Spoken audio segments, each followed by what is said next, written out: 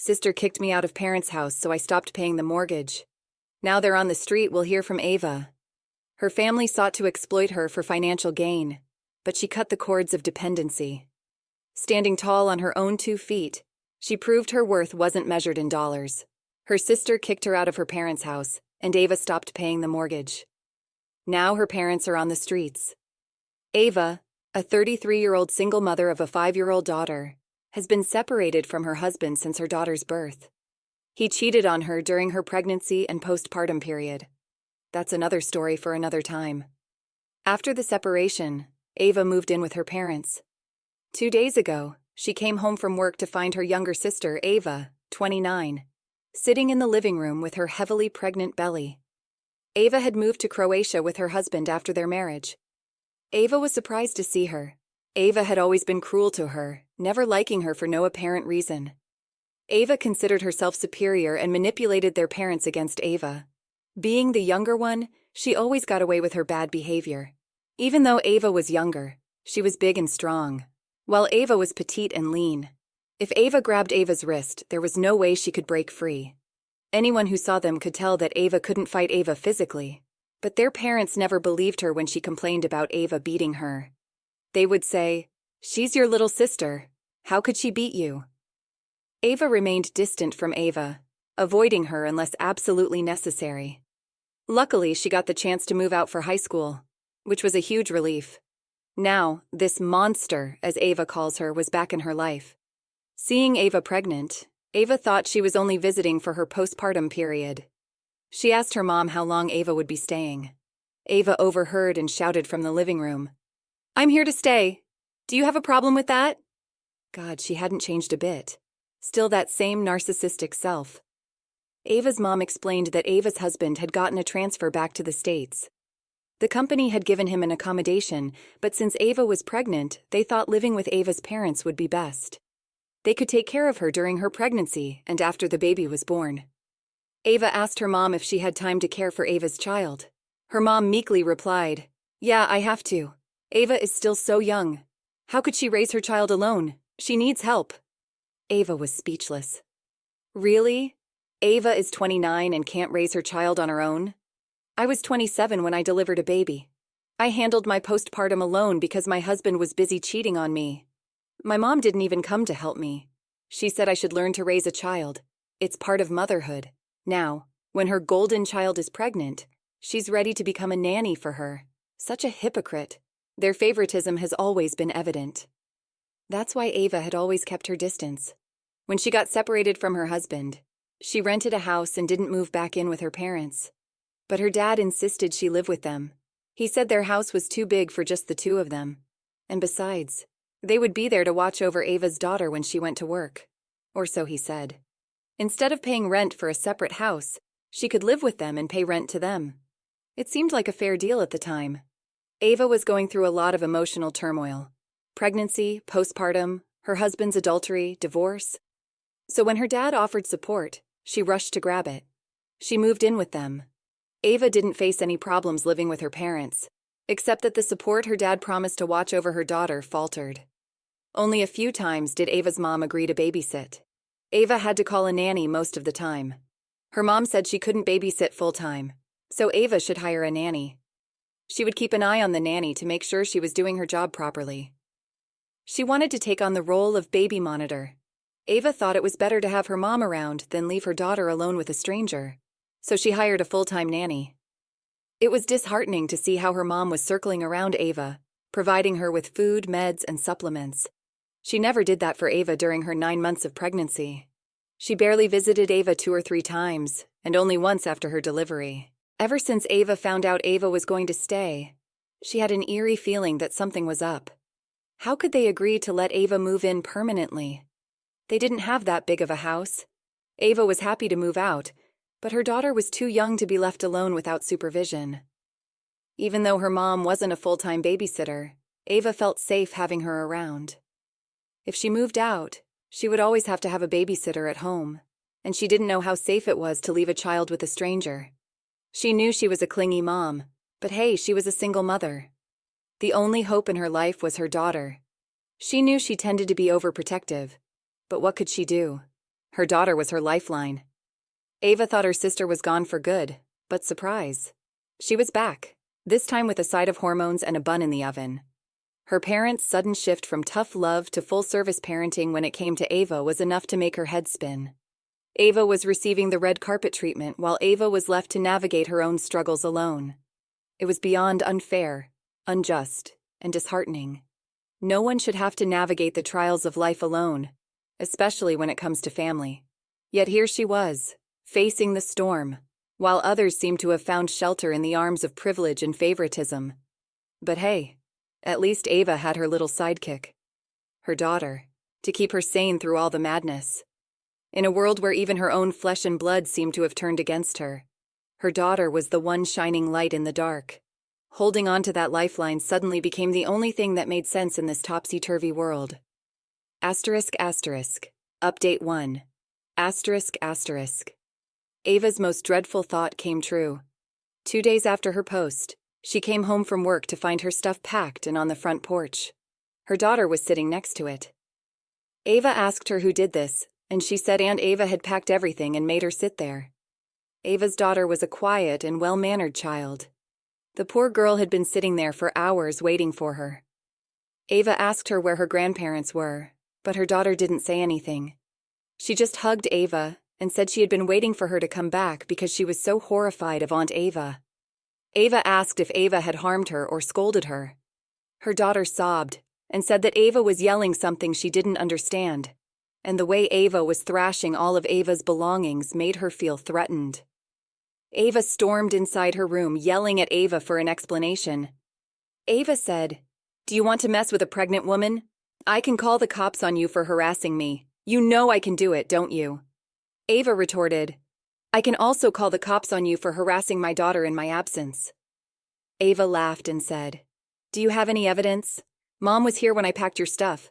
You know whose side Mom is going to take, don't you?" With that statement, Ava understood it was futile to talk to her. She called out to her mom, but there was no response. She was home, but had locked her room. Ava's evil laugh made it clear they were all ganged up against her. Ava smirked at Ava's helplessness and said, "Take a hint, you dumbass.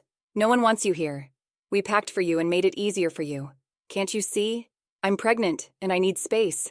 Me and my child are going to stay here now. Get your lazy butt moving." Ava said, "I'm not going anywhere. I'm not living here for free like you. I pay rent." Before Ava could say more, Ava charged at her, the way she used to as a child. "You pay rent? Do you have a receipt or lease paper?" "No, that's right.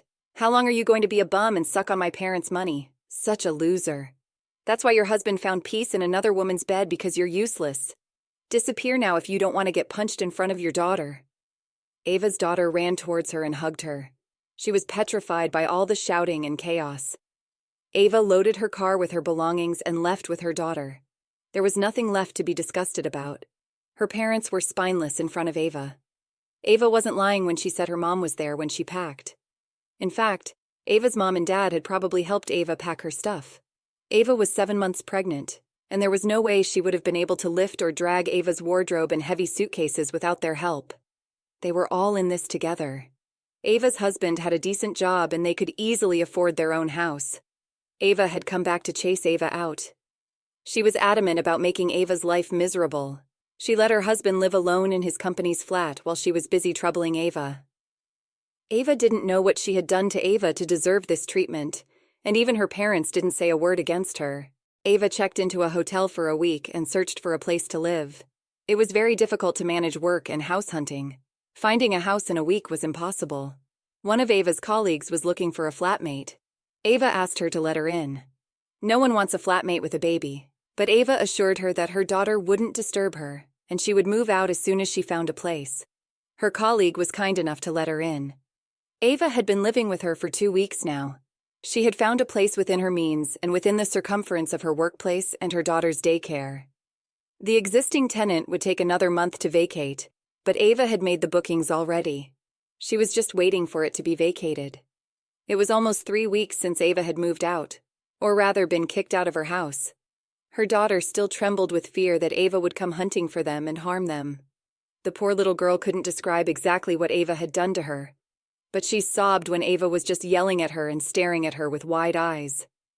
Ava threatened to hit her if she cried. Ava's daughter still sobbed and wet the bed, fearing Ava. Ava didn't know how to make her forget that incident. She felt helpless seeing her daughter get sad remembering that day. She still couldn't fathom how unsafe her daughter must have felt that day. She was traumatized in Ava's absence. That witch was about to be a mother, yet she had no empathy for a child.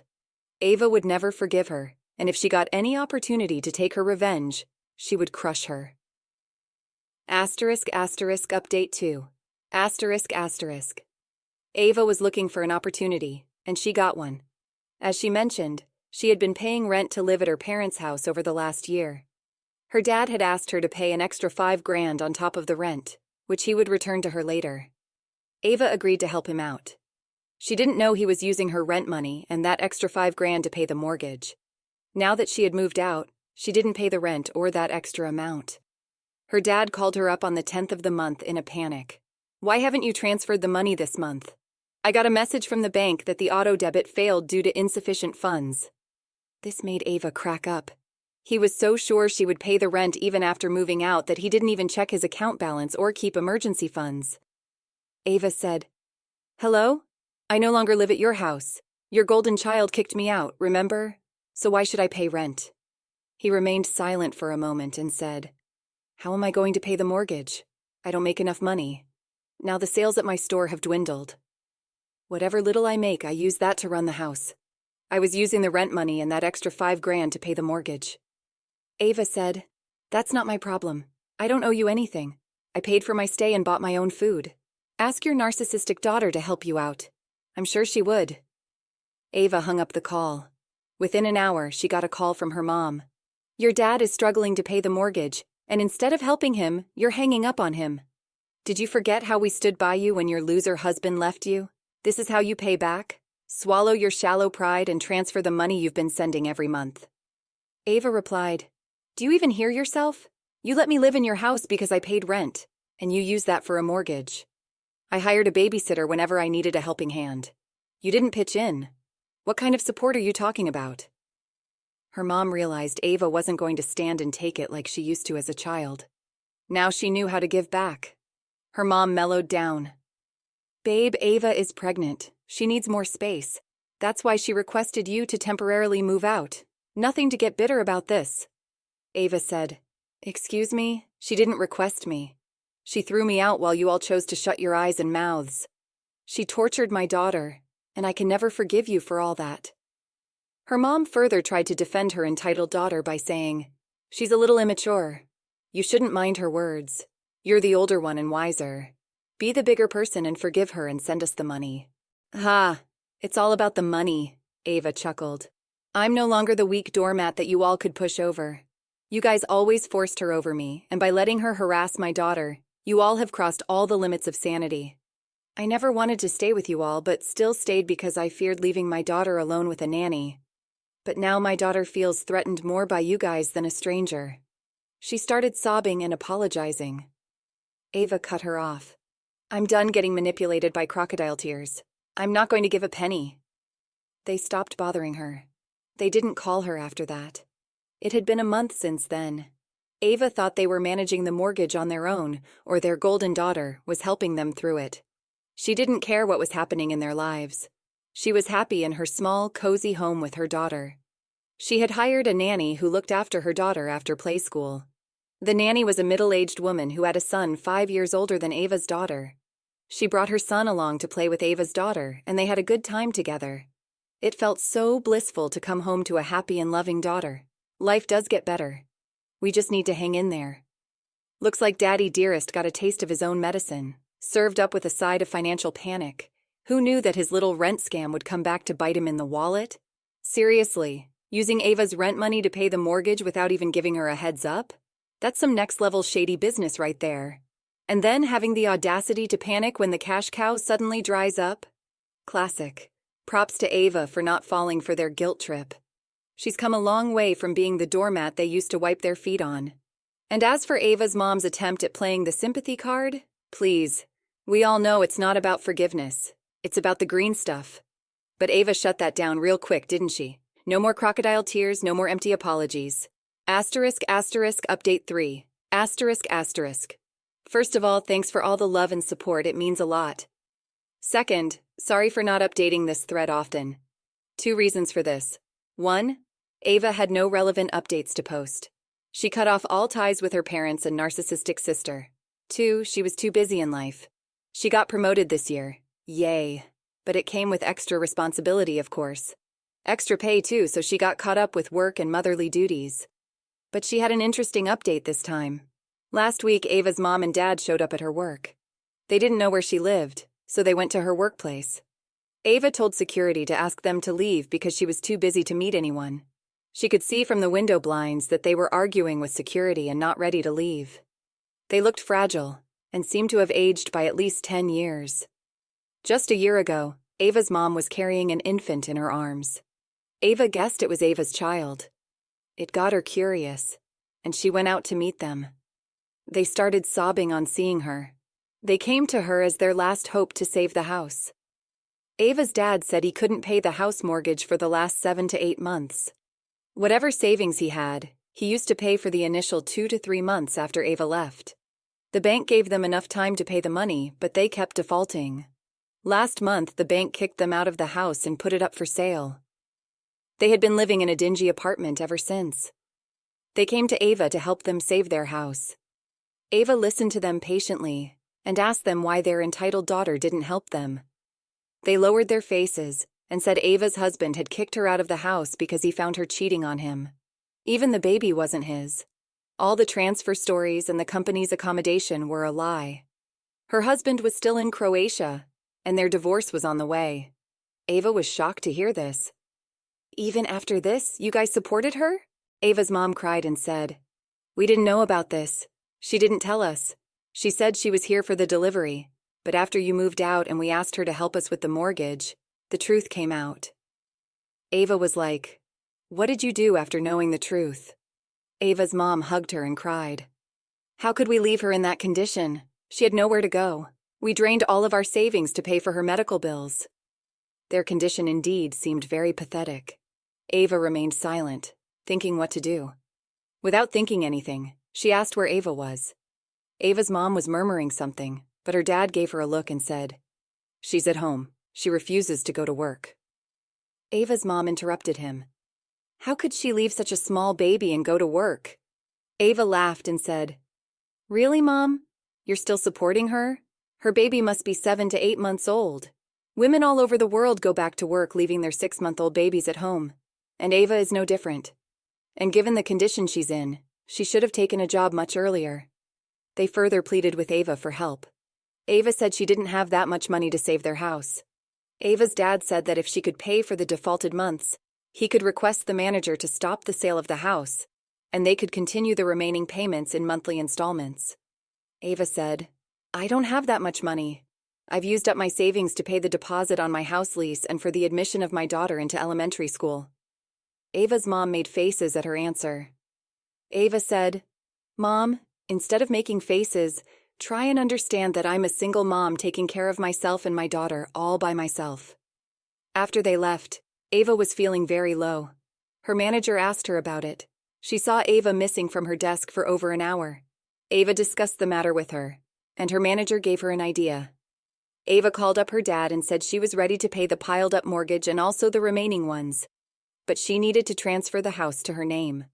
Her manager suggested that Ava buy the house with her promotion and raise. She should be able to afford the mortgage since she had already helped them with the mortgage for so many years, and now helping them save the house, it should be a fair deal for them in return. Ava would let them live in the house, but without their low-life daughter.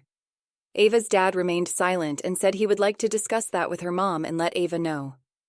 Ava said, "Take your time. Not sure if you guys have enough." It had been a week since then, but they hadn't called her.